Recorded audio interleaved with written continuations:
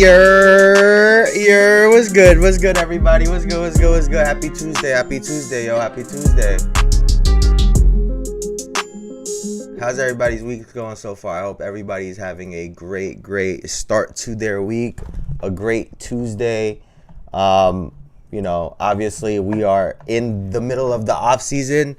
Bruh, I'm sorry I'm a little bit late, but I'm reading some shit. I just saw the Devin Booker photo.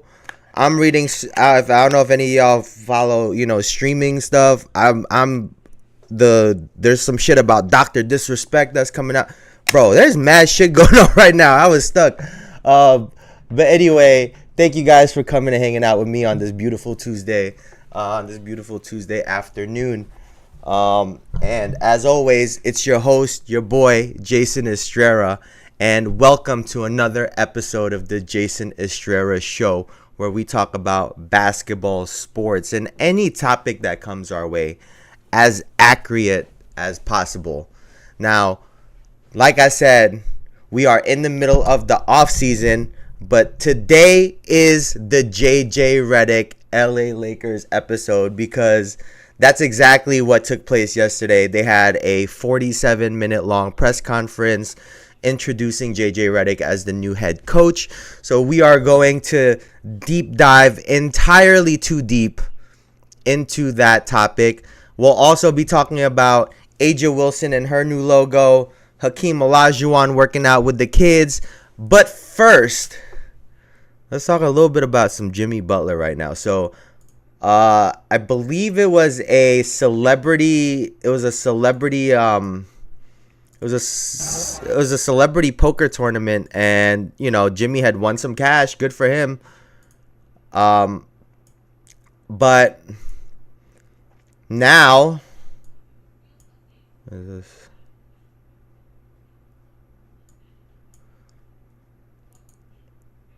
Oh, what the fuck just happened, bro? Nope, we don't want that. We don't want that either. Where's this Jimmy Butler video? All right, here, bang. All right, so let's take a look at this, man, because I wish I was there.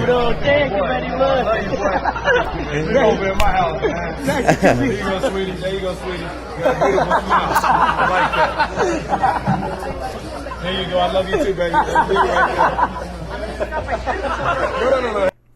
So he just gave $200 to that one girl, huh?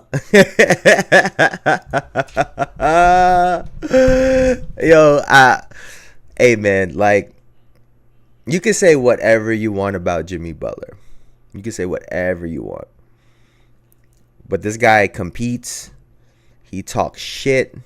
And anything that he does, and you gotta love it. And he's over here giving out cash to fans after he just whooped some celebrities' ass in poker. You gotta love it. A man of many talents. Obviously, great basketball player, but he's everywhere right now, and that leads me to the next part, because obviously Jimmy Butler did not play in that first round against the Boston Celtics.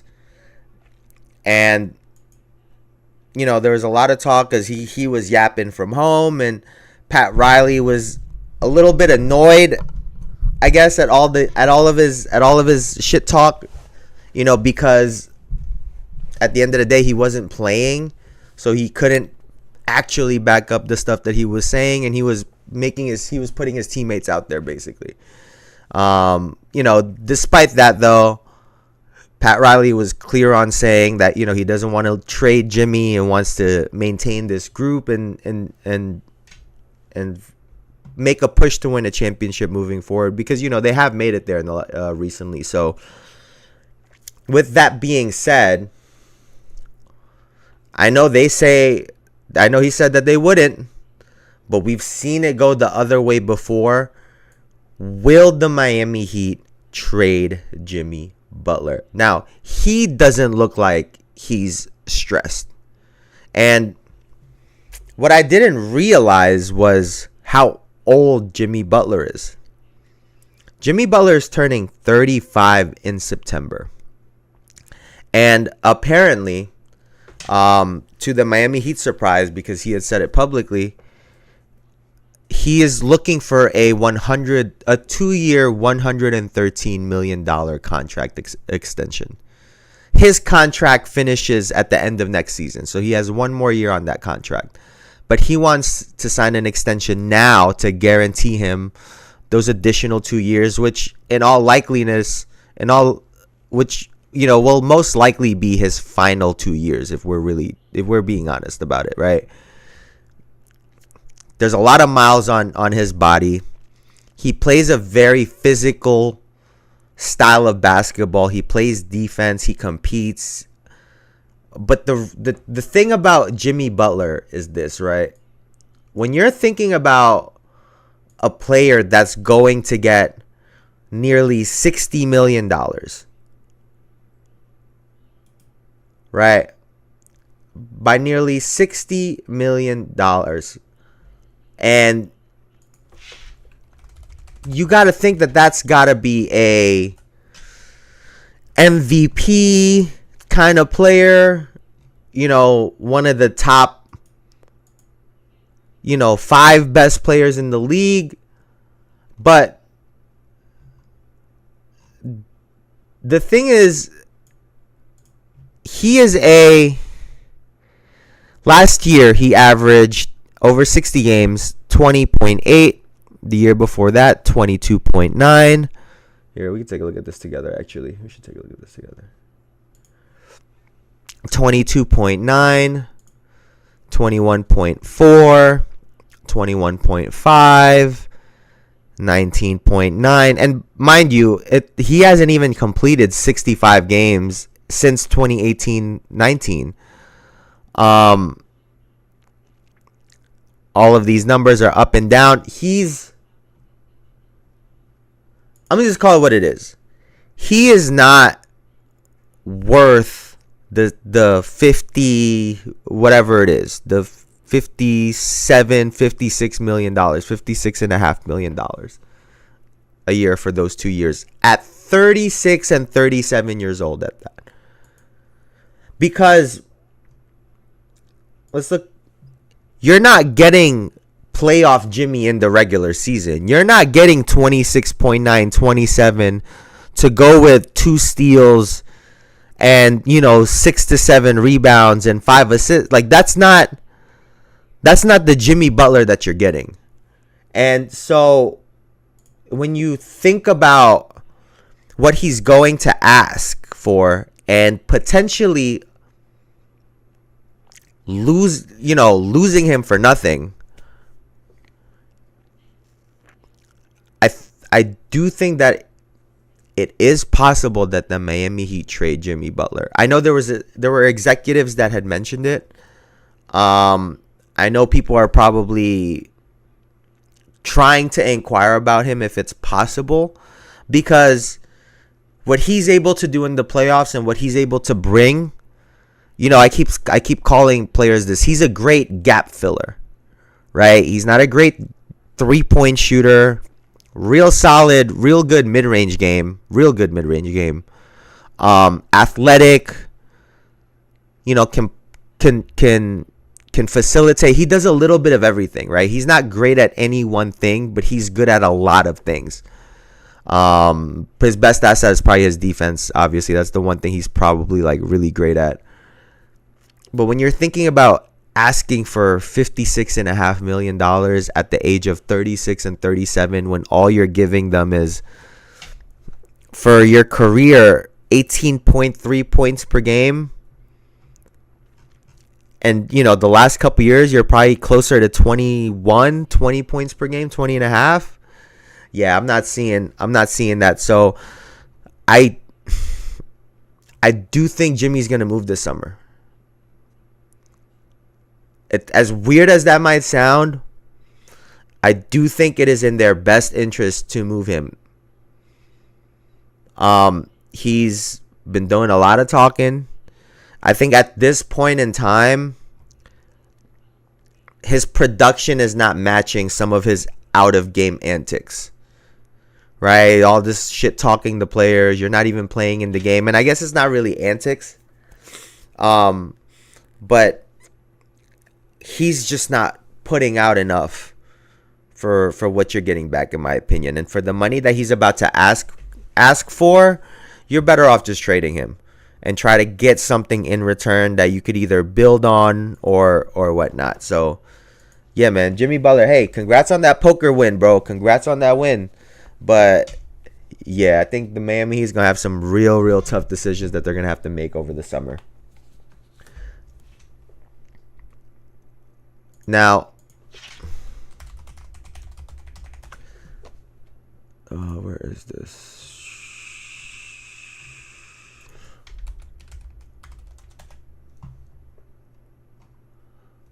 No, that's not it. All right, let me try to find it right here. I was like, bro, did my fucking Wi-Fi just die?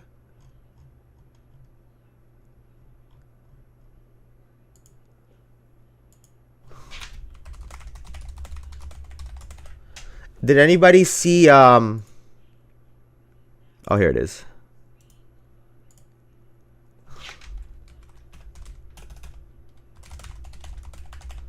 Did anyone see AJ Wilson's new logo? Now,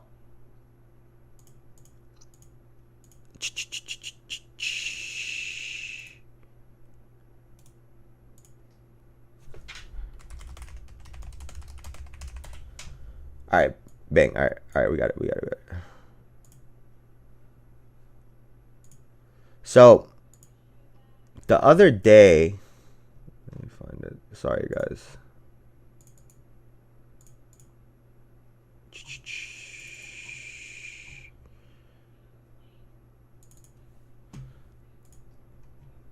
So the other day, Nike had unveiled AJ Wilson's new logo, right? Which is this right here. And I'll be honest, I don't think it looks bad per se, but to me,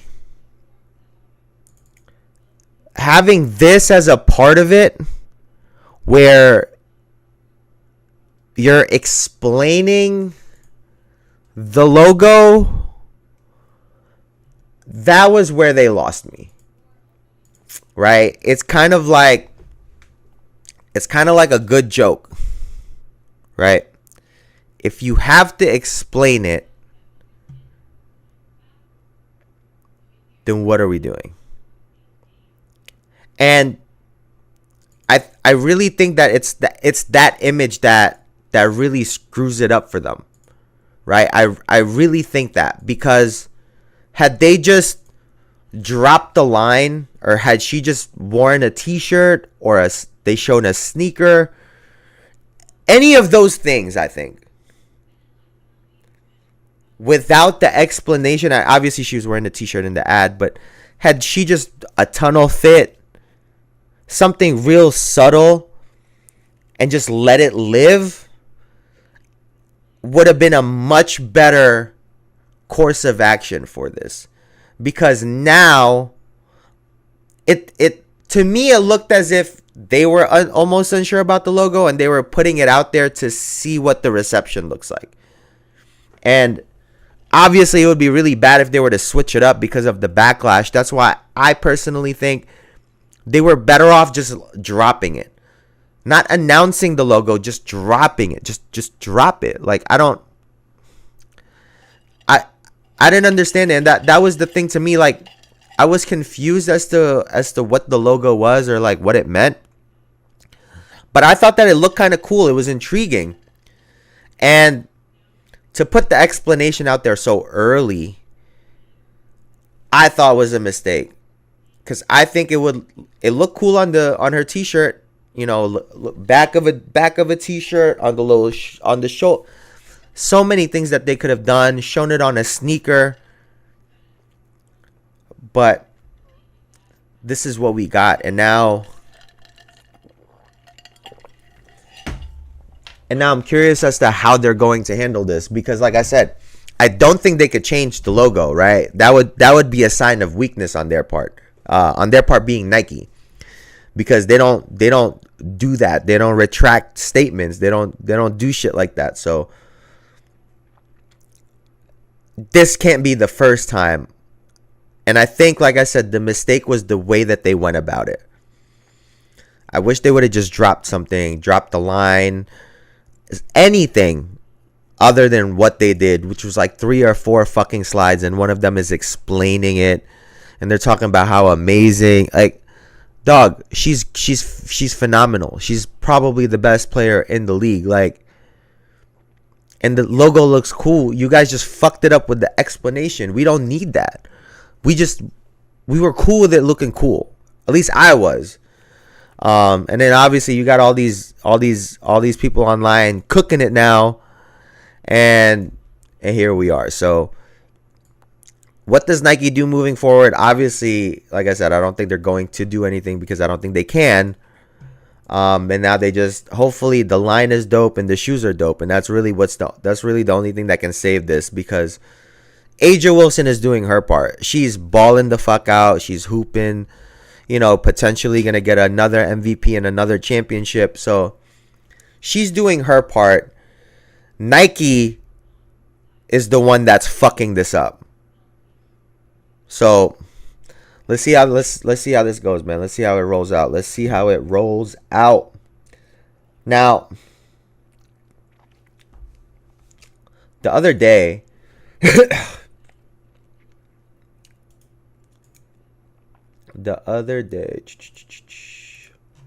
let's see.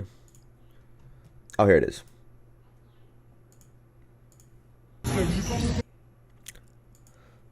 So the other day, a little video came out, and it's the off season. This is how you know it's the off season, because all these players working out, all their videos are popping up out of nowhere. We are in it. So a video came out of Hakeem Olajuwon working out with kids. So let's see.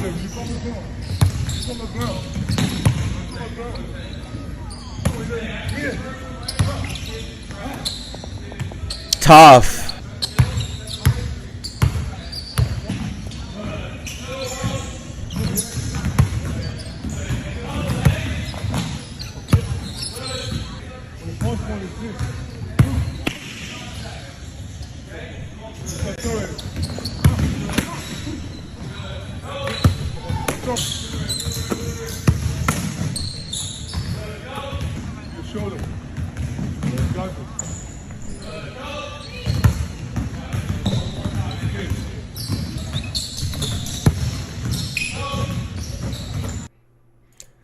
That's funny. He showed the kid what to do with his shoulder just for the kid to not do it.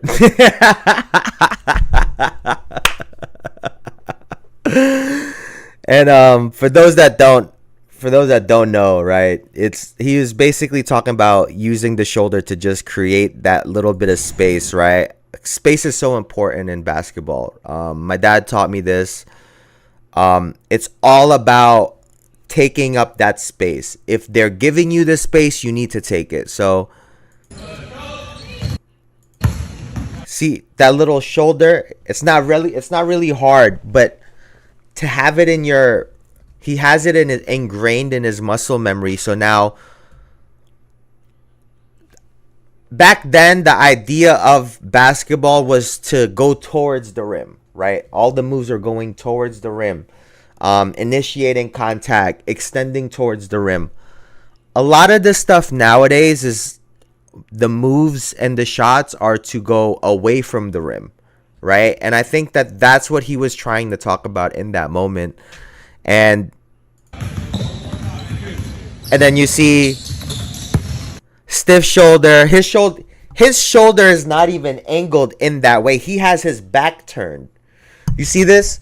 He's not even heading. He's not going towards the basket, so he can see everything on that weak side. So he still has to full turn. And obviously it's those little details that make the difference. But I'm gonna start off with this. It's great seeing Hakeem. He's still, what is he? He's like in his 60s. Like, he looks great. To be able to do those spin moves and, that shot that he hit, that midi shot, looked like vintage Hakeem. But let's call it what it is. This man is in some jeans and a polo shirt. He not really training these kids. And I get that everybody has been really, really hyped. Oh my God, he's so great. He looks great. But in terms of actually training these kids an hour and a half, 2 hours, he's not doing that. He's either this is his camp, this is his gym, and he just saw some people decided to help some of them out. But he's not actually training these kids at the moment last year we saw him helping Giannis in the offseason, right? And this is the thing. This is my thing about seeing his videos recently as opposed to some of the videos that I saw back in the day when he would work with Amari, when he would work with, I think he might have worked with Dwight at one point, Melo and Kobe. And really Melo and Kobe were the ones that really retained the information, right? What I'm not seeing whenever he's training someone is him correcting them. Like the shoulder thing. And I guess obviously the videos are short and we're not seeing everything in real time. I would love to see that aspect of it. Of him correcting something that a player is doing. Showing them the little details. Because obviously he can still do the movements, right? He could still show them a little bit. But seeing him correct these players, for me, would really show that they're really locked into this and that, they're really learning something. Because the reality about training is you don't learn this stuff in 2-3 days. If anyone out there has ever trained something in sports or basketball, especially a simple movement, you don't learn that in a couple of days. You have to ingrain that into your movement for weeks. Well, what did they say? It takes 3 weeks for something to become a habit. And something as little as that little shoulder movement, nudging, going towards the rim, right? Protecting the basket. All these little details take a lot of time to become natural, to become a regular part of their movement. And that's something that we're not seeing. That's why whenever he works out with someone like a Giannis, there is no result of it because they're not really locked in the gym for 3-4 weeks working on one move. Because that's what it really is. When I had to have been, I think I was like 12 or 13 when I decided to try to learn how to do a step back. And when I tell you, it took me pretty much the whole summer to like really get it down, meaning the steps. And this is just a step back going to my left, the dribble, how to do the contact, and to make it a natural part of my game. It took so much time. I used to play pickup games and I would only shoot a step back so I could learn how to get it off in different scenarios, different defenders, different size, different weight. Okay, did I jump back too far? Am I not jumping far enough? Am I making too much contact? How hard do I dribble? What angle? All of these different things are factor into this, right? And it takes so much training to get these movements ingrained into you. And I would love to see more of that moving forward because right now it's just a bunch of clips, and I get it. We're in this microwave ass era where, that's what we feed everyone. But I would really love to see him make a difference in an athlete, in a player, because he still clearly got it. He still has it, and he has something to teach. But I think that they just aren't getting enough time in. And so, with that being said, they were in that workout working on hook shots. So it got me wondering, will the hook shot return? And this is a really tricky one, right? Because realistically, players do not post up like they used to. Bigs do not post up like they used to. And when they do post up, oftentimes they're not looking to score, right? Like, we saw Kristaps Porzingis in the finals, for example. Every time he was posting up, it was the mid to high post, and he was looking to shoot a jump shot. Imagine if he would have gotten to the low block against those same defenders, and he had a hook shot that they can't fucking block. Because he would just turn over his left shoulder and get it over them. And there's nothing that anyone would be able to do about it. And if he were to master something like that at what, 7'5" or whatever he is, 7'6", imagine how accurate that could be. He has a soft touch as a big. He has a shot, like we've seen it. He the way he does layups, the way he shoots floaters, he has a soft touch. So I think he could shoot a shot like a hook shot. Not the sky hook like fucking Kareem used to do. Nobody wants to do that. But just, drop step and get a little hook shot in. And you would see his percentage skyrocket, right? This goes for a lot of players. But we just don't see it that often anymore, right? Even like a Nikola Jokic who has kind of a hook shot.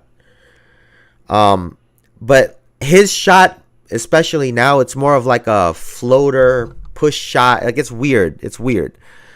And when he gets close to the rim, a lot of it is like he'll get it on a short roll. If the defense is in a drop, he'll just float it over them. He'll do his fake. I mean, I guess he does kind of have a hook shot, but it's really just him. Embiid maybe sometimes, but it's one of these very odd things, right? Because a player like Hakeem, we saw all of the dream shake. We saw when he drops and he squares up and he gets to shake and then turn whichever way. All we see is that. We see the up and unders, right? We see his turnaround fadeaway. But what they don't tell you is all of those moves stem from his hook shot. That's where it stems from. A basic drop step where you seal them and get a hook shot. Going towards the middle. Okay, so now when he dribbles, fakes if he's on the left block, for example, right? And he's looking over his left shoulder. If the left shoulder is the middle, if he dribbles there and he has a good hook shot and they bite, he could spin the other way for a layup. It opens up all of those moves. Similar to Michael Jordan and Kobe, right? Everyone sees all of their pivot moves, their fadeaways, not realizing it all stems from a 1 and a 2 dribble pull-up jump shot. That's where all of their moves come from, right? In boxing, it's like having a great jab, right? You need that basic-ass move to unlock all of your other moves. You need it to be a high percentage, and you need to be able to do it over and over and over again. And I think a lot of bigs now are missing this shot. And that's why we're not seeing them shoot in the 60s and 70s anymore. Because if all you're going to do is, when you're in the post, if they know you're going to turn left shoulder and fade away, you're going to turn right shoulder and fade away, there's never a hook shot that's going towards the basket, then they get to just defend that all the time, right? Kind of like what Hakeem was just showing right there. Shoulder in, going towards the basket, right? So now when you fake and do a dribble and they step back and you turn the other way and fade away, you have more space than you typically do. And that all stems from that one shot. But will it return? I highly doubt it. They do not play like this anymore. And it's not something that... It's a concept is what it really is, right? Conceptually, basketball now is going away from the rim. Versus in up until the 2000s, or I guess the 2010s, everything was built to go towards the rim, right? And everything going towards the rim, the supplement to that was a fadeaway jump shot, was a 3-point shot. Like, it was used as a strategy to, okay, now the defense is overextending towards the rim. Okay, now we can open them up by using these other shots. And I think that in a game like right now where everything is going away from the basket, a player that decides to just be dominant towards the rim and dominate the paint, we can see a player be really, really dominant because players now are not prepared to play against that. A big in today's game is not prepared to defend another big man that's going to go in the paint and shoot 10 to 12 hook shots a game. They're not prepared for it. And so imagine how dominant that player can be. And then you add all of the other stuff in this modern game. But will it happen? I doubt it. There's that Zach Edey kid, but even he's coming in talking about shooting threes instead of trying to force his style on the game, trying to impose his will, to show everyone that he's dominant and to build a style around him. He's conforming to this new style of basketball, which it's good and bad. You got to survive, right? And I understand what he's doing, but still.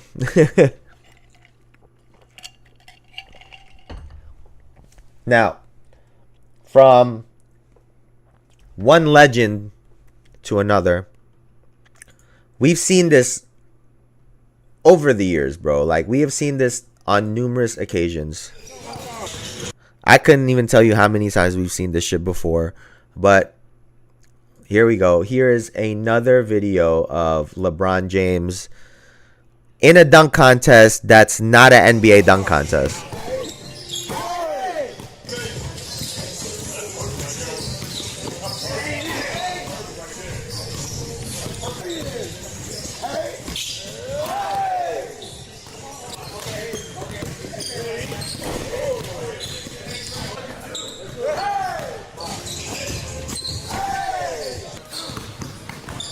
Stop.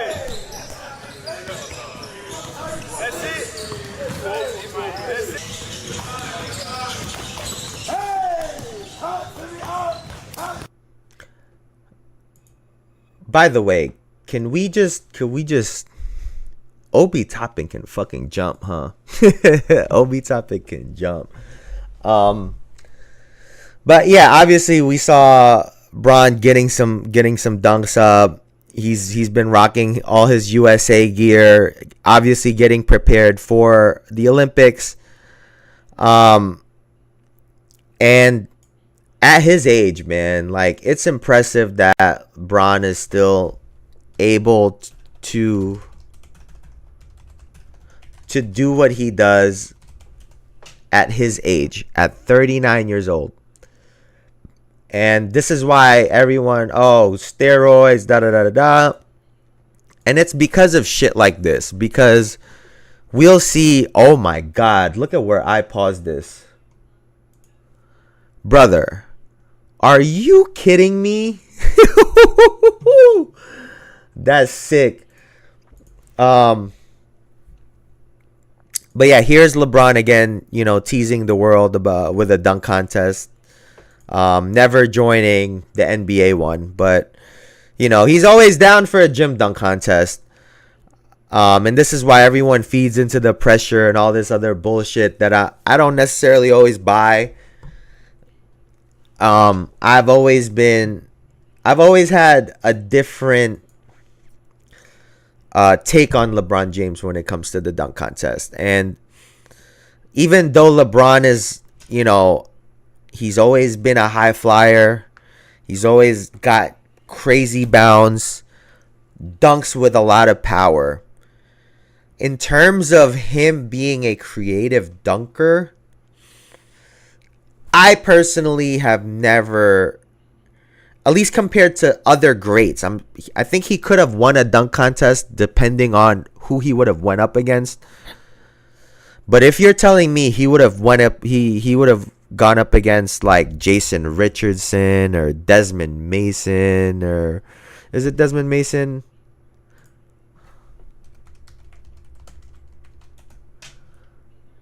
Yes, that is. Yo, Desmond Mason can fucking jump, bro. Desmond Mason or Vince Carter, team, he would have had a hard time because we've seen it. He's a tomahawk kind of dunker. He's a one-footed jumper, right? And he's gonna extend and yam it. He also has like the little up and under, but I don't know how clean his windmill would have been, right? I don't know if he would have gotten full rotation like how we would have wanted. I think he probably would have ended up short arming it like how most people do.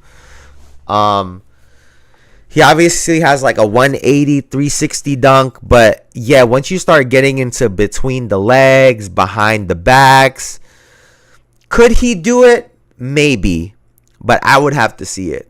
You know, like even we're seeing Obi Toppin here, like the dunks that, first of all, Obi Toppin jumps like so easily, bro. Like he just floats in the air.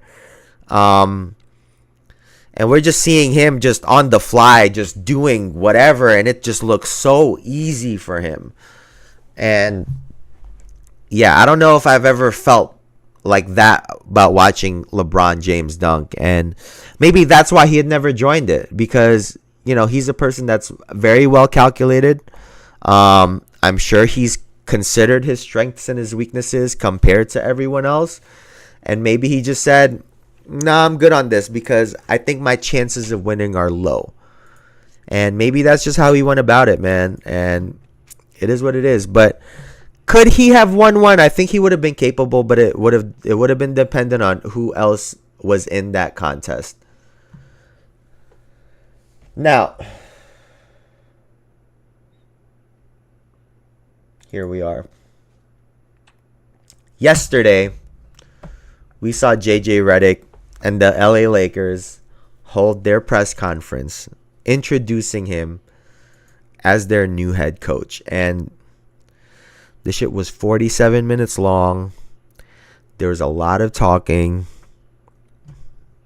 A lot. Honestly, it felt like they were talking about the same shit most of the time. But my initial reaction is JJ Redick said all of the right things, right? And, you know, anyone who's ever watched his podcast, he speaks very well, articulates himself and his thoughts extremely well. You know, I love the cadence that he speaks with. He collects his thoughts. He's very deliberate. He's very media trained. And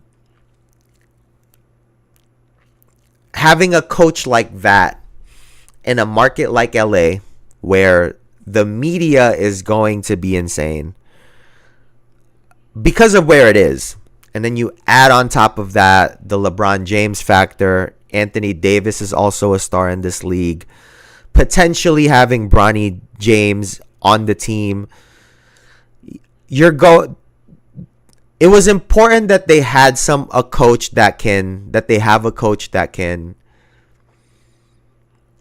manage that well, that can speak in a way that protects the team, the roster, protects the players.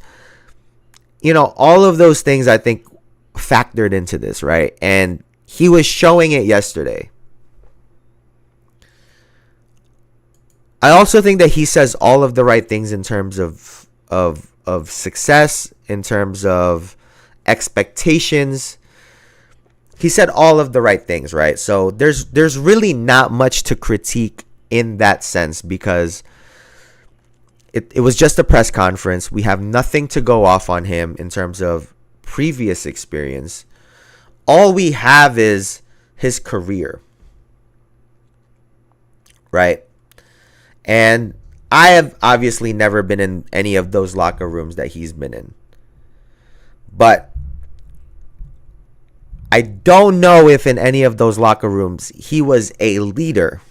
Now, I get that that's not everything, right? Because Steve Kerr obviously is not a leader. Tyronn Lue obviously was not a leader on their teams.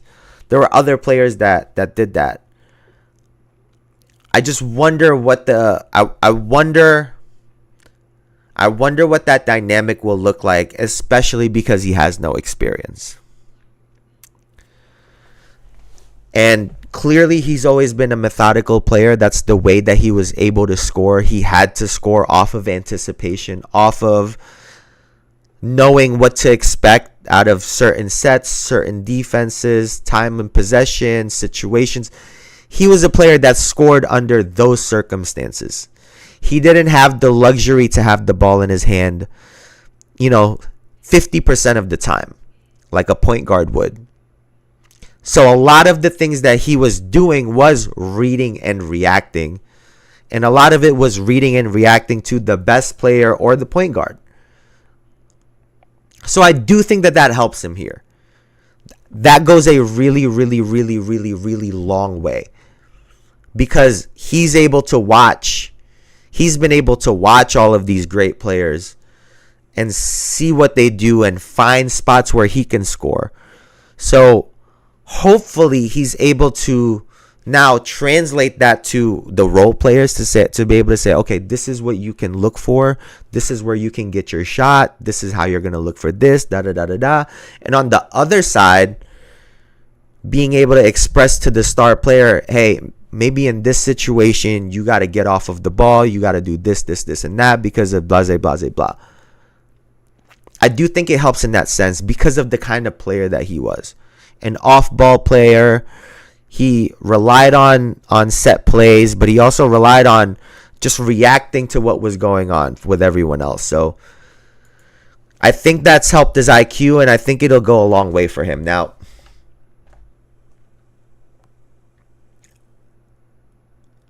he did say something really interesting. He said something about Anthony Davis being a hub the way other fives are in the league. Now, he's really only talking about 3 players, being Jokic, Embiid, and to an extent, Sabonis, in my opinion. And he also spoke about how LeBron shot 40% from the 3-point line this year, which was a high in his career.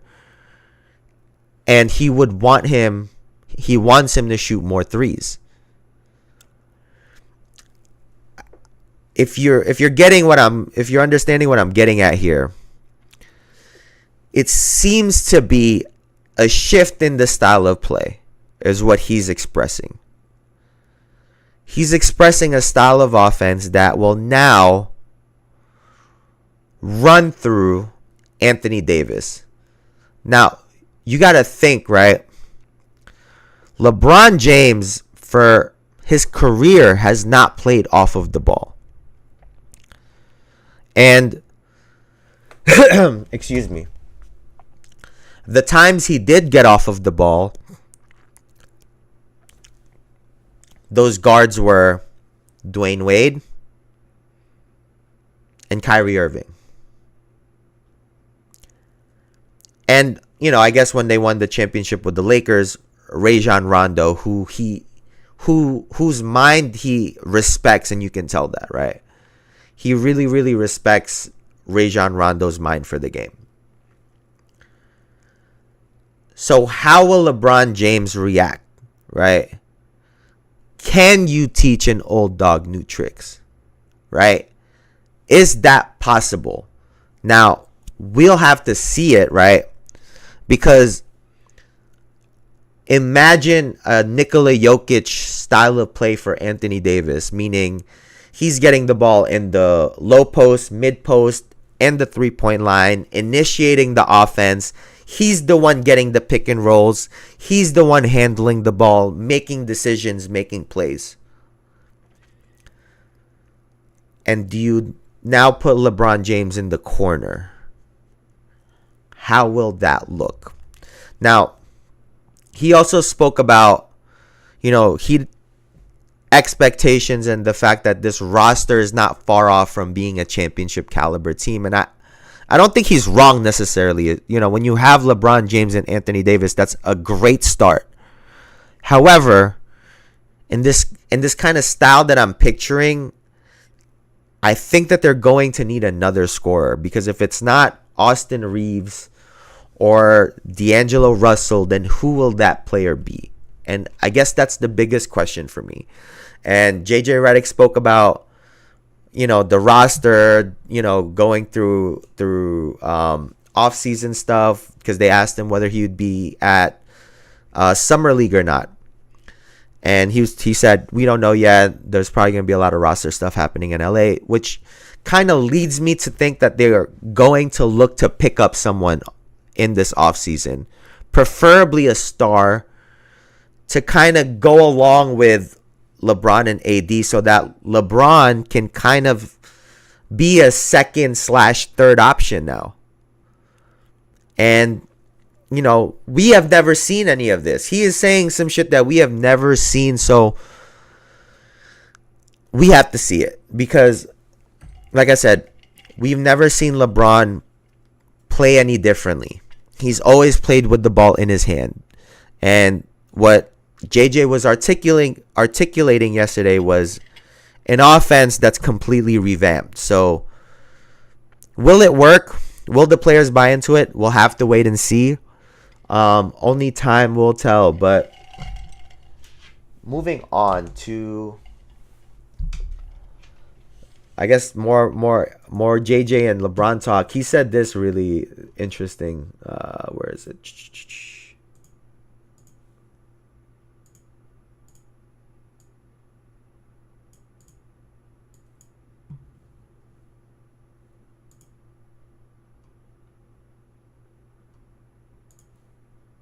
And JJ, it's obviously no secret that you have a very close relationship with LeBron. He could have done a podcast with anybody in the world. He chose to do it with you. What was his advice to you throughout this whole coaching search process? He didn't provide any advice. LeBron and I did not talk about the Lakers job until Thursday afternoon. Who was that? Bro, I seen this shit yesterday and I was like, who the fuck was that, bro? We need to find out who that was. The Lakers job until Thursday afternoon, about 30 minutes after I was offered the job. And that was very intentional on both our parts. You know, I knew I had an understanding that he did not want to be involved in this. And for me, I didn't want to go down the path of hypotheticals with someone that I consider a friend and someone that I have a great amount of respect for. So for us, it just came down to literally Thursday afternoon. And I talked to him for about 15, 20 minutes and got off the phone. That was it. Yeah, so, you know, LeBron is already teaching JJ Redick how to cap on record and on live television, because they literally had that 3-point shot conversation on the podcast. And you can't tell me that at no point in time did this come up. You can't make me believe that. And, you know, obviously the Lakers, he has to say this, but oh shit, I didn't even have it on this. Where was it? Oh, it's right here. Fuck. And so, I should talk about that in a second. And so I think that was I just thought it was funny. I just thought it was funny that LeBron already teaching this fool to lie. But actually, to go back to this really quick, this is really interesting, and what also makes this really difficult is the fact that this is a short offseason for the Lakers. Yes, they got bounced out in the first round, so they've had time in that sense, but they just made the hire official. So let's say he just got hired, right? Let's just say that he just got hired. Now, Anthony Davis and LeBron James are expected to both participate in the Olympics. So that's your two star players. The draft is happening What is it, tomorrow? It's tomorrow and Thursday, right? Draft's happening tomorrow. Summer League is September. Like, July and August, you're not going to have your 2 stars. So he's going to be working. He is going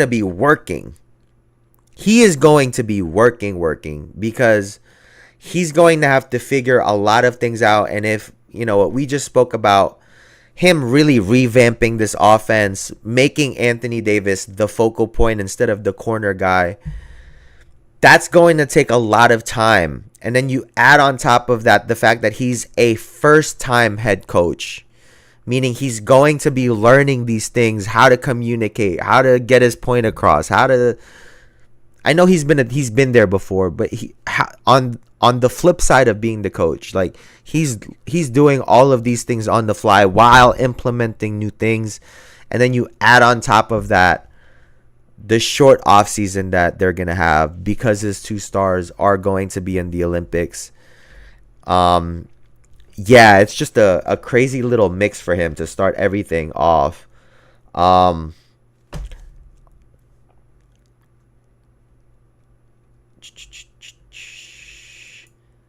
And there was this part. I thought this was great.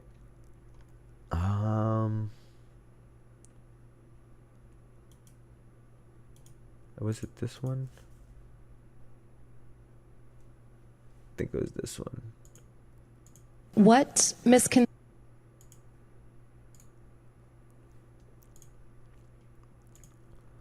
Let's take a look at this one as well. What misconceptions or concerns about you that you've heard in the last few weeks are you the most looking forward to dispelling when you're the coach? It's a valid question, and I've certainly heard everything. It's been a really interesting 6 weeks or so, just in terms of being part of the engagement farming industry. It's been really interesting. However, I don't really have a great answer for your question because I really don't. Honestly, he don't give a fuck, is what he said. I want to coach the Lakers. I want to coach the team. I don't want to dispel anything. I don't. I want to become a great coach in the NBA, and I want to win championships, and I want my players to maximize their careers. That's all I care about. And JJ doesn't give a fuck. And he said something else there that was really interesting. However, I don't really have a part of the engagement farming industry. He said he was a part of the engagement farming industry, which, by the way, sir, the Lakers were very deep in over those finals. And the NBA trying to get those impressions and trying to get those clicks to in between time, right? But he said something really interesting there because the question was, what misconceptions, what things do you want to dispel? JJ has obviously heard the noise. He's obviously heard the criticism, the jokes. I'm sure he's heard all of it, right? I'm sure his friends and other players have told him shit too. And, what we were talking about earlier, he's saying all the right things. You gotta love that response. He doesn't give a fuck. Because ultimately, as the coach, you can't. Right? I think we've seen too many times coaches give a fuck about everything. Whether it's what the media says, what upstairs says, what the player wants, what this person wants, rather than just following their gut. Or really trusting their process, right? He said he just wants to be a great coach and win championships. He could have said anything. But he said he wants to be a great coach. And call it like a prisoner of the moment situation for me. Call it meaningless. You could say that's what he's supposed to say, which is kind of what the theme of our theme today. But I love when people talk about wanting to be great or wanting to be the greatest. I love it. There's some people that say, oh, you're shooting too high, you're being too cocky, you're being overconfident. And I don't see it that way at all. I see it as someone who's really striving for something. Whether they get there or not, to me, doesn't matter. Because a person that genuinely strives for that, watch their journey and see how amazing their journey is. Fuck the end point. See how amazing their journey is. I've always loved it when players say they want to be one of the greatest players ever. They want to be a great, because in order to be that, you have to put the work in. Because you said it. You said it for everyone to hear, so now that's what we judge you off of. And maybe this is one of those situations. JJ was a player, a super competitive person. And it seems like he's carrying that into coaching, which is great. He wants to maximize his players. He wants to win championships. And obviously, we're not going to get too ahead of ourselves, but those are the things that you want to hear out of your coach. Those are the things you want them to say, you want them to feel and express. Because at the end of the day, you don't want a motherfucker coming in talking about, hey, if we win or lose, who gives a fuck? You don't want that mentality either. So you'd rather have this person, and you could say, I'm judging you on whether you're great or not. And if you're not great, then we can move on. Because that's what you told me you were going to be. And I think that is fine. It establishes everything immediately. There is no ifs, ands, or buts.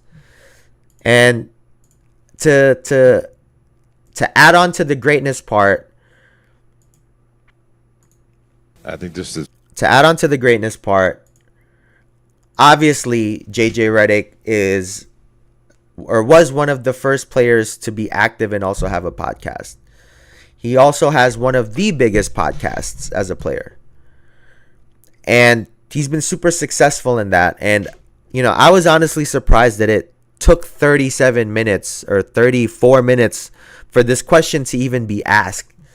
But, they finally asked it. I think it's relevant to this discussion. You were one of the first players to have a podcast while he was active. What's going to happen with Mind the Game? You're going to be the first coach to have a podcast while he's active?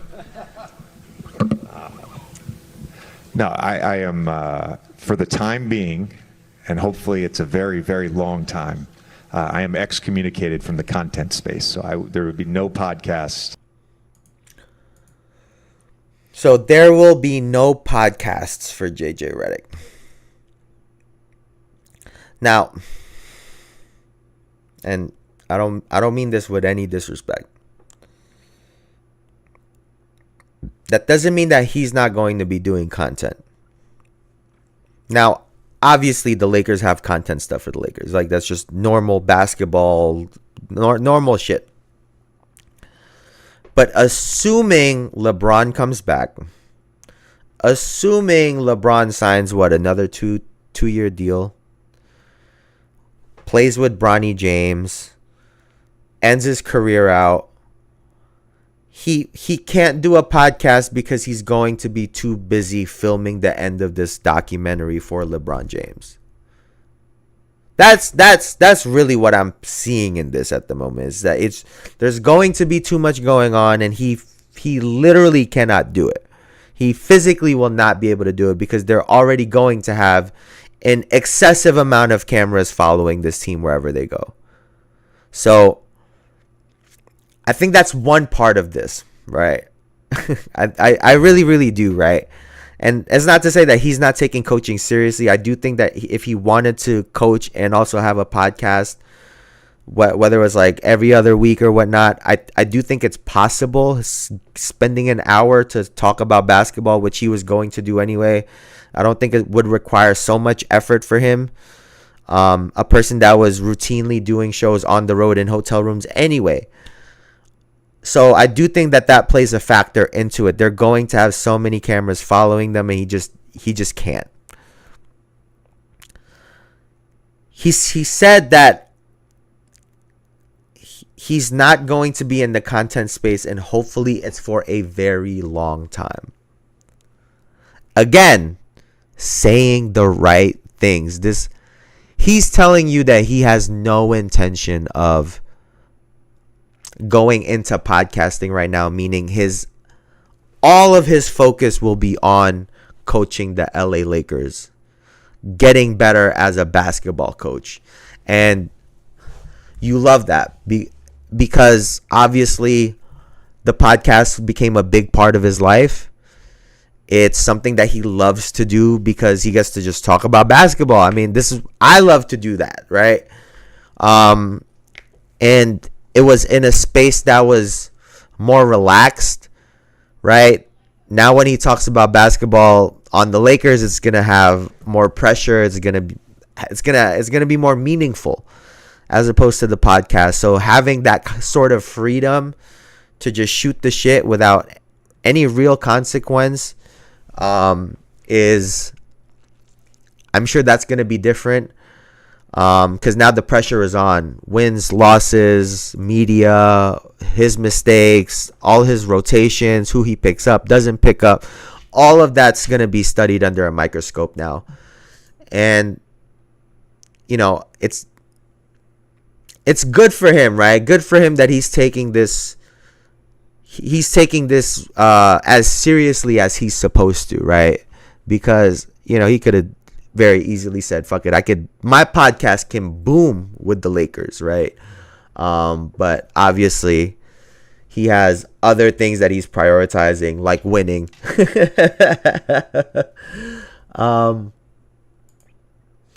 The other part for me was this was really, really interesting for me. JJ and I have had Dog Rob Pelinka is fucking loud. 13. JJ and I have had some really robust conversations around innovation and sort of even gamifying player development. If you think about a 20-year-old basketball player today and maybe a 20-year-old basketball player, I don't know, 10, 15, 20 years ago, the modiums of learning are completely different. Kids and athletes are learning in new and innovative ways. So we've talked about how do we translate Coach Redick's offensive system to a app-based or a phone-based deliverable where players can be buying into a philosophy and learning it in a way that meets today's young player. To your point of hiring out his support staff in sort of this tech, bullpen way of getting innovative minds to help bring his basketball strategy and bring his basketball philosophy to life in a way that our players can grasp it, learn it, and actually grow their basketball IQ. And, first of all, you gotta love how these corporate suits be talking, dog. It's just like they say a whole lot to say, like, what you could have said in a fucking sentence is what it really feels like 80% of the time. But they hit on a lot of really good topics right there. They hit on player development, modernizing the way that they teach basketball, the way that they teach game plan and strategies. Watch the whole, what's good, Elijah? Watch the whole interview. Unsure how JJ will do. He sounds like a wild card, but I feel he will definitely struggle with pressure with how he answers. I don't give a fuck.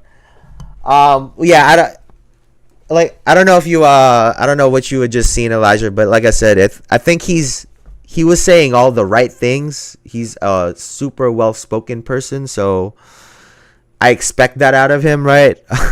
I'm gonna watch that in Ham's interview and compare today. Yeah. But you know, I also think that the interview is the press conference was such a, like, we just have to see now, right? Like, they could talk, they can do all of this shit, but at the end of the day, we gotta see what happens, right? We gotta see how he actually does, and for that we gotta wait. And you know, obviously this topic too with the future and how to teach young players, I think it's interesting, right? I thought it was ironic when I first heard the question and he started going on about it, because the two cornerstones of your franchise are older. I know you guys have Austin Reeves and some of these other young players, but your cornerstones are younger. And you know, does this mean that they're looking to get a younger roster, whether it's stars, drafting?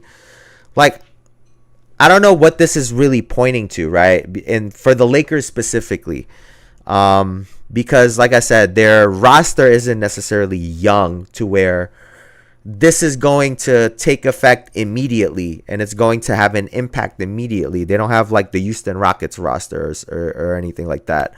Or like the OKC Thunder roster. And I guess for me, the other part is the teaching. He talks about apps, gamifying. I do think that another part of it is also just the language, right? You have these much, much older coaches talking to 20-year-olds, and yeah, I guess you don't want to call it a language barrier, but there really is kind of a fucking language barrier, right? Like, imagine the coach is telling him something and the player, they're like, yo, that shit's cooked. Like, and the coach is like, what the fuck are you talking about? What is, like, and now instead of being able to just get in there and talk strategy and talk, you know, details of the game, I'm sure there's, to an extent, they're over here busy trying to understand what the fuck each other is saying. It's a waste of time, right? When you have a massive age gap between a coach and your players. And, you know, I don't know if it's, I don't know if they have to like put this shit into video games or like they got to use 2K as more of like a simulator. Maybe they got to have guys run those plays so they can see it from like a bird's eye view type of thing, right? I'm even thinking of like, you know, when you play like Call of Duty, for example, with your boys, like the type of communication that requires, right, to be able to play well together. You know, being able to tell people who's where, or do what to do, what are they going to do together, like those skills transfer. And how are they going to now, because if all they're going to do is create apps, right, so guys can fucking click on shit on a phone, oh my god, okay, what's a they'll have trivia, it's not going to translate. If that's what they're envisioning as gamifying or modernizing how to teach athletes, how to teach their athletes strategies, the game of basketball, if that's what they're envisioning, then they're fucking wrong, right? Because these guys live on YouTube, these guys live on Instagram, these guys live on their PCs, on their consoles. Like, that's where you need to meet them in order to modernize the way that you teach these guys. Whether it's, I don't know, maybe you gotta have them watch compilations of different players from back in the day. That's how you start teaching them the history of the game, right? There's got to be a way that they do it that's not like what's it called? If anyone's been like for like a work orientation, that doesn't feel like work orientation where you're answering a bunch of questions, getting tested on. As long as it's not anything like that, I do think that it's possible. But if they implement some way like video games, the way Instagram and scrolling, TikTok, those kind of videos, that type of content, if they can implement those things for these players, I got it. Make Lakers content that touches on the history of the Lakers. Whether it's trivias with them, make it fun, make a duo, do like a competition thing and all of a sudden they're starting to learn shit. Oh, Magic Johnson did this in what year? Oh, he had this many assists. All of a sudden they're learning basketball in a fun way with their teammates, right? And hopefully they can retain. Oh, when they see Magic, oh shit, yo, you did da da da da da. They need to be able to modernize it in a way that actually can meet these players halfway. I hope that they don't just throw some bullshit at a wall. But yeah, I did think that topic was really interesting. They also spoke about having kind of like more of a tech approach to his staff, which to me just sounds like analytics. I know JJ was talking about he's going to use math, which is great. I hope he merges the old and the new school well, but the way Rob Pelinka was talking, it sounded like they're about to do a whole bunch of analytics and stats. And y'all know I'm not a big fan of analytics. I think it's necessary. I think it's important. But I do think that people live and die by them too much rather than feeling a game out. And hopefully they don't go down that route strictly. Hopefully it's just a way to innovate and just do different things. But ultimately, that's something that we are going to have to see. Now, what else do we have on the list? So I guess with all of this being said, what actually makes a great coach, right? I remember they asked him something about how he's historically, players have said that JJ has one of the cleanest lockers of all these players. He's super meticulous in the way that he trains. I've heard, his practice sessions are dialed into the minute, right? And he said something to the effect of, he's sure that there's been neat freak OCD coaches that have been successful, and he's sure that there's also been really messy coaches that have been successful. And I think he's right. There isn't one way to do things. I do think a commonality is they need to be able to lead men. Like, that's something I used to hear all the time growing up. I think Stephen A used to say it all the time. But, X's and O's are one thing. But your coach needs to be a leader of men. He needs to be able to walk into that line of fire with his guys, right? And he needs to be able to tap into them more than just an athlete. He needs to be able to tap into them as the people, as a person. What drives them, what motivates them, what gets them up in the morning, right?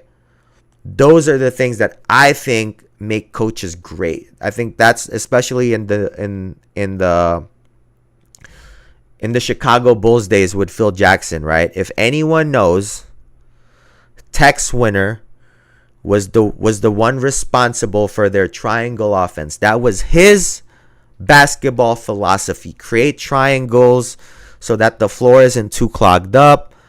The ball can move faster than the defense can move. It's all these different philosophies in order to create movement and get the ball out of your star's hands so it don't stick, right? Not to say that Phil Jackson isn't great at basketball, X's and O's, but that was Tex Winter's shit. Phil Jackson, what he was great at was he was the leader of that group. He was able to, I guess it wasn't very hard for him to get Jordan motivated, but to meet him, to be able to communicate with him, to trust his teammates, to get more out of Scottie Pippen, the person that sat out of a game because of a headache. to get, when Dennis Rodman got there, to get him in line, right? Greg Popovich, everyone has always talked about, he cussed out Tim Duncan, set everybody in line, right? Got a bunch of European players to play some defense. Like, they're leading them beyond just X's and O's, because when players play hard, that has nothing to do with basketball, in my opinion. Right? When a player can get you to play hard, that has nothing to do with whether they believe in your strategies and your philosophies and concepts. That has nothing to do with that. When a player plays hard for you, it's because you are able to tap into them as people. And they respect you. So then they play hard for you. And I think that that's a huge aspect of it, right? The other part is, he said it, adapting. Can you adapt as a coach? Because as we saw in the playoffs, what did we see in the playoffs? We saw the Minnesota Timberwolves. They spent this whole season making adjustments and getting ready for the Denver Nuggets, forgetting that there were other teams that they had to play, aka the Dallas Mavericks. And in my opinion, they could have done it. They were just not prepared, and they didn't adapt. And I think that that's something that he's going to have to learn. And now, having the ability to adapt while he's also learning on the fly is going to be a whole different thing. Like, that's going to be, that's a challenge all on its own for JJ. So that's something that we'll have to see. I don't know if we'll see him being able to adapt very early, but that's something that, in my opinion, coaches have to be able to do. When we see coaches use different players, start using different lineups, we start seeing signs of a good coach. And being able to make those adjustments is a huge part of that. So those for me are the big pieces, right? Being able to lead your guys and also being able to make adjustments, because if you lose your players, if they see you can't make an adjustment, you lose them. Whether it was the right or the wrong adjustment, it sometimes doesn't even matter.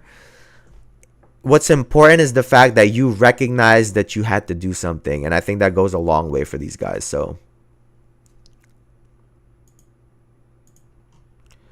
let's see.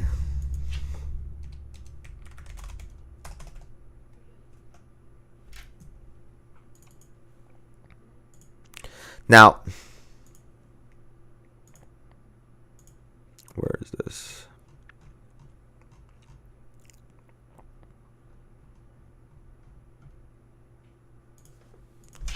How much is this contract expected to be?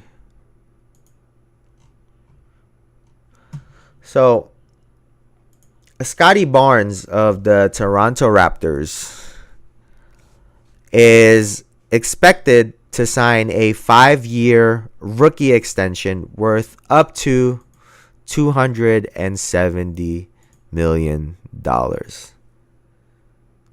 How you feel about this, man?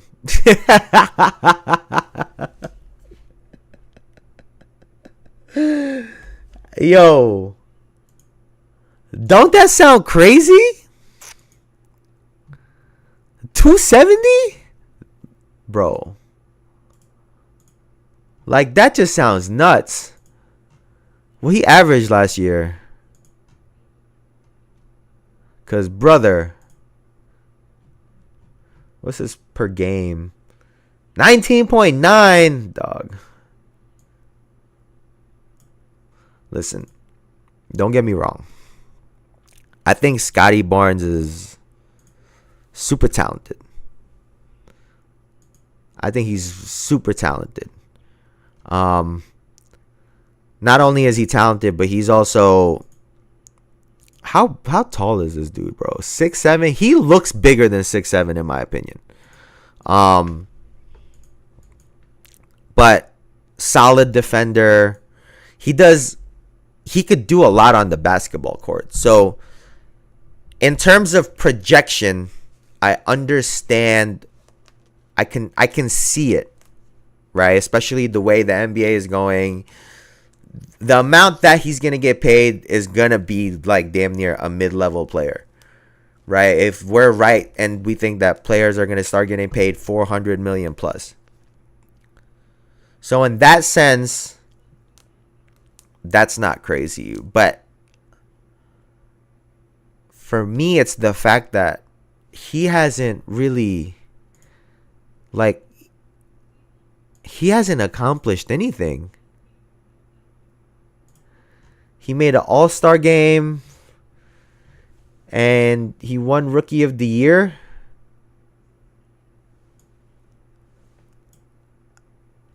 And that's worth $270 million.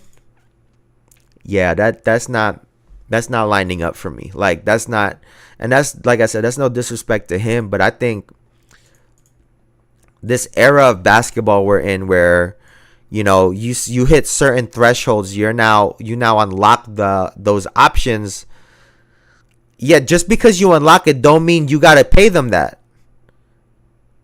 You could like real shit. I don't understand this. Like, oh, just because they that don't mean that they is warranted though. And I don't want to sit here and talk about what, take money out of this man's pocket, but at the end of the day, when you're like building a team, is he your lead guy? And I guess he can be, but has he proven it yet? No. And yeah, I'm just curious as to how that will work out, man. I'm real curious as to how that'll work out. I thought that was interesting.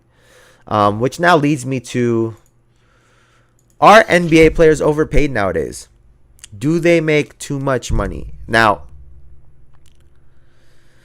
the easy answer would be yes for most folks, but it's not that simple, right? Because if they're getting paid that much, how much is the team getting back? For me, that would be the number one thing, right? Are they really, how much are they getting back for what they're, paying this player? Obviously, players like LeBron James, they make that back tenfold. Like, you don't even got to think about it.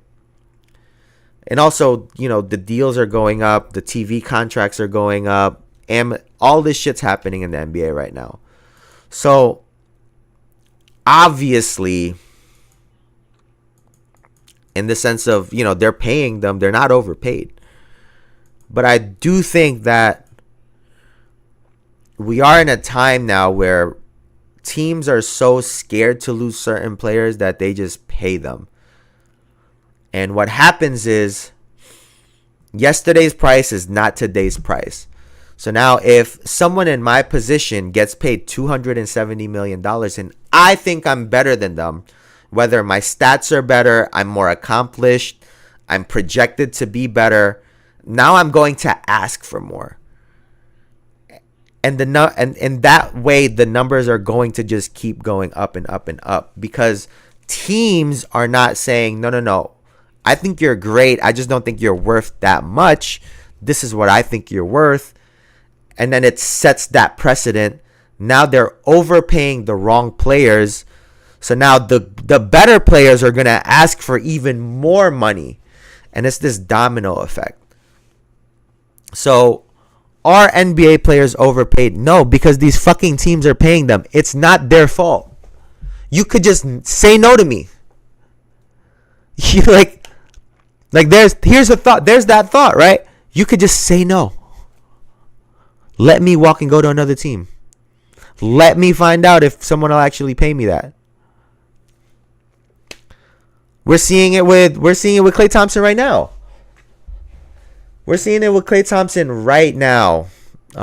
Where he didn't play up to his potential. They're trying to negotiate his number down. He's looking to go elsewhere. And now he gets to find out what he's actually worth. Instead of the Warriors just saying, fuck it, we'll just pay you. So yeah, ultimately, I don't think it's their fault, because they're not the ones paying themselves. It's these teams that are saying, yeah, let's go pay that shit. So yeah, I don't think that's really an issue. Another thing is we saw yesterday. Was it yesterday? I think we saw Luka back in Slovenia.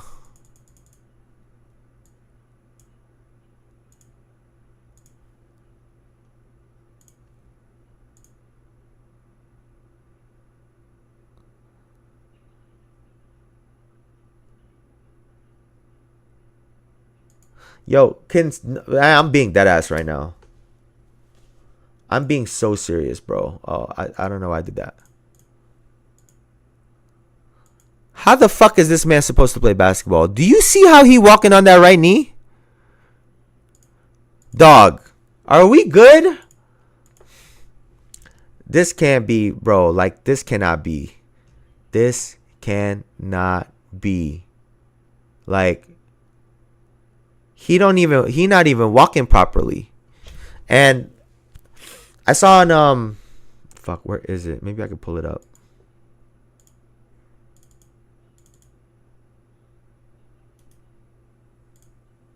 Shows I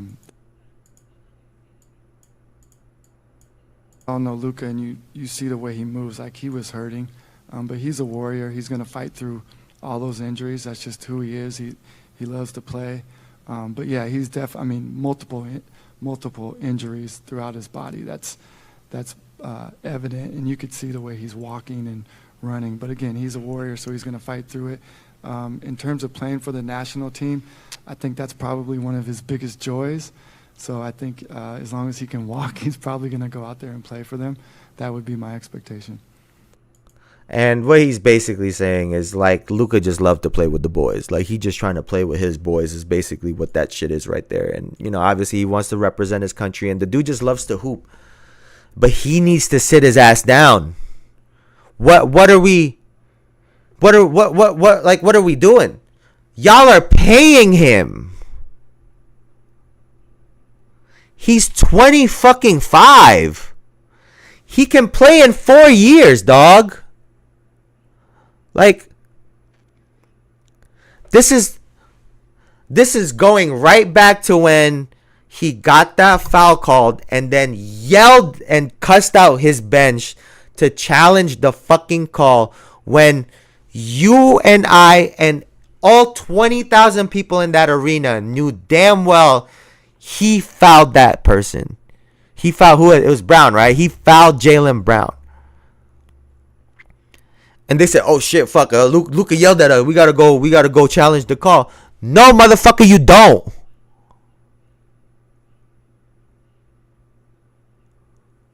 You could have told his ass not to play. We're about to win a championship. What are the chances y'all win gold in Slovenia? Like,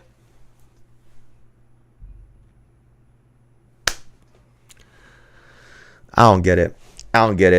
This, the hope that I have that they're going to get him right in terms of the way he's approaching the game, the way he's approaching referees. It seems like this man is still doing whatever the fuck he wants to do. So, I hope he stays healthy. He just finished playing in the finals, and he was limping there, and he is limping here.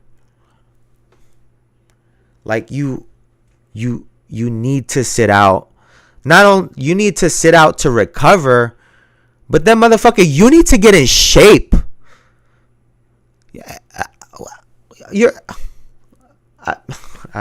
I'm speechless, bro. Like, I'm speechless. The fact that they didn't strap him to a chair in Dallas is mind-blowing to me. Like, y'all gonna risk it, and I get it. That's his boys. That's his country. Y'all got a championship to go get. I don't get it, man. I don't get it. What do we have? I don't think I was able to add it. Was I able to add it here?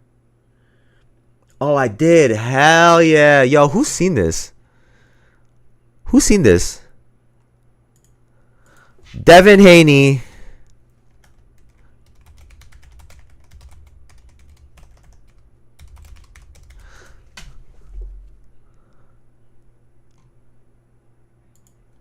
So supposedly Devin Haney is planning on suing.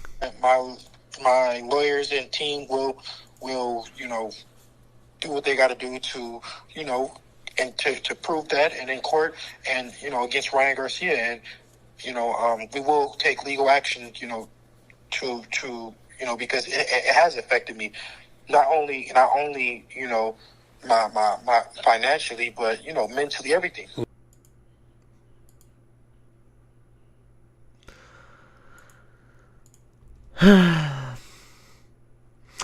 He doing all this talking, right? Devin Haney.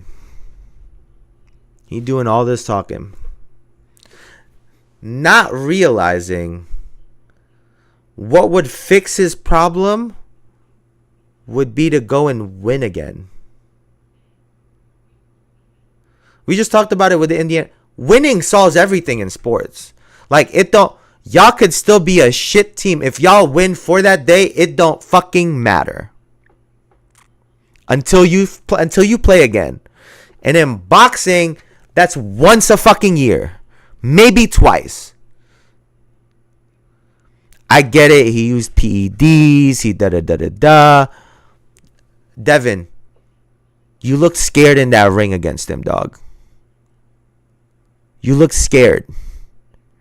And everything you're doing since that is proving what I saw with my own two eyes, which is that you were in there terrified than a motherfucker. And if anyone has seen the Devin Haney versus Gervonta Davis sparring footage, yeah, he really don't have no power.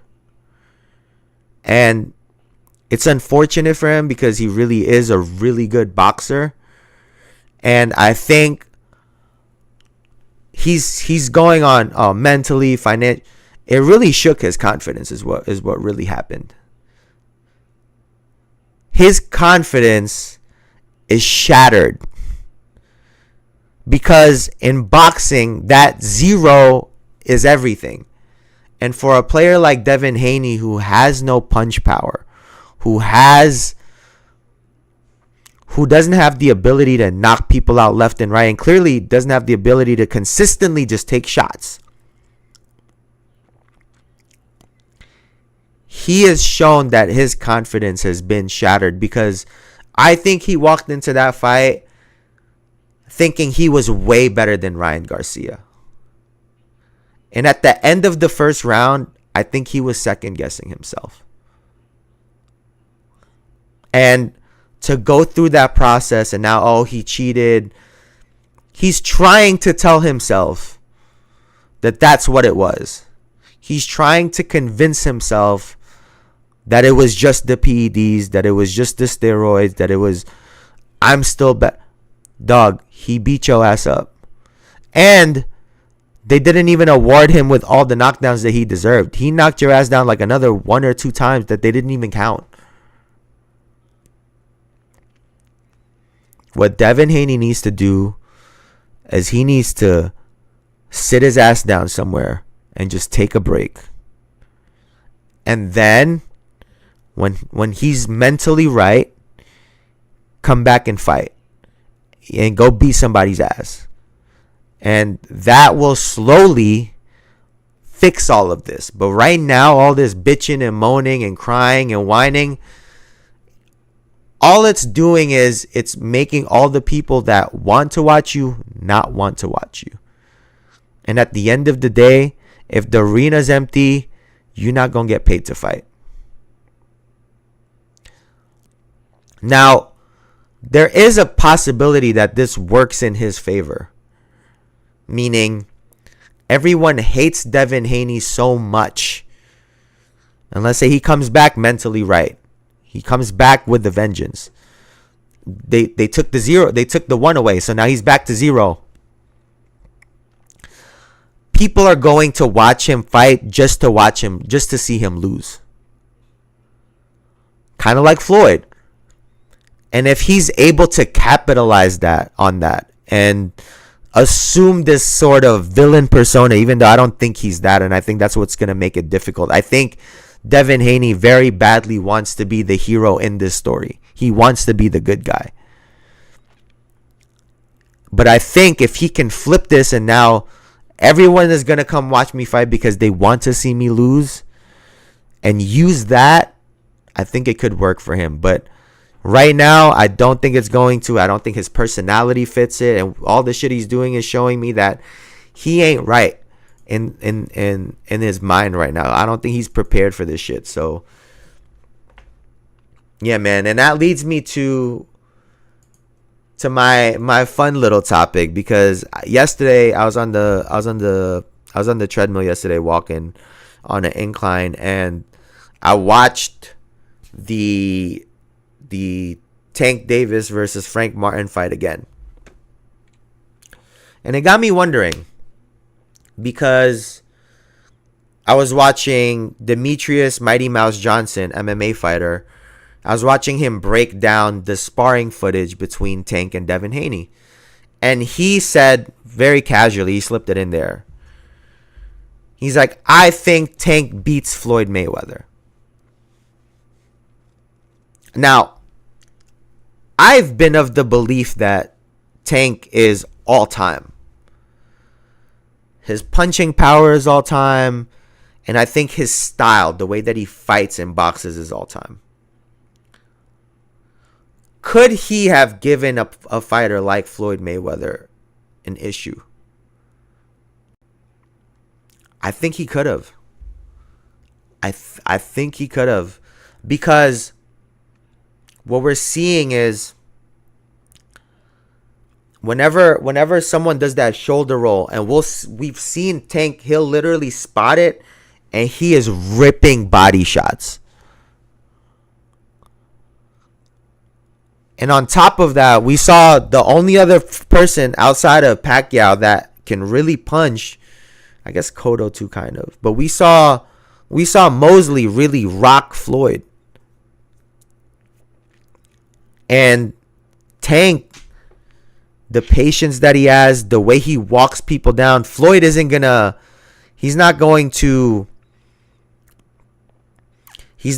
output isn't going to drive Tank's rhythm out. Like, it's not gonna fuck up his rhythm. And if you're talking about Pretty Boy Floyd, the one that liked to get into exchanges, that guy, he would get put to sleep. I'm talking about the slow fighting, methodical Floyd Mayweather. I think Tank has a chance against that dude. And a lot of it has to do with Tank's style. We don't usually see someone with that type of output have that type of power. Right? And no one gives him enough credit for the way he, like, when he gets people into the corner, he doesn't just go in there and start throwing punches, right? He'll turn them, hit body shot, turn them. Like, he does so many little things that bothers fighters. And it would require something out of Floyd that I don't think we were able to see, right? Someone that's going to rip his body for 6 rounds. And if he makes a mistake, someone that can put his lights out just like that. So that would have been really interesting to see. I know that they've been beefing lately. I know for damn sure Floyd ain't getting in no ring with him right now. So, hell no. But that would have been real fun to see, man. I would have loved to see Tank versus Floyd in their primes. In their prime. That would have been badass. But yeah, man. Wait. I can't even, bro.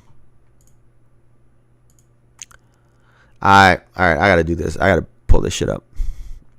I wasn't going to, but I could not believe what I was seeing, dog. Did anybody see this?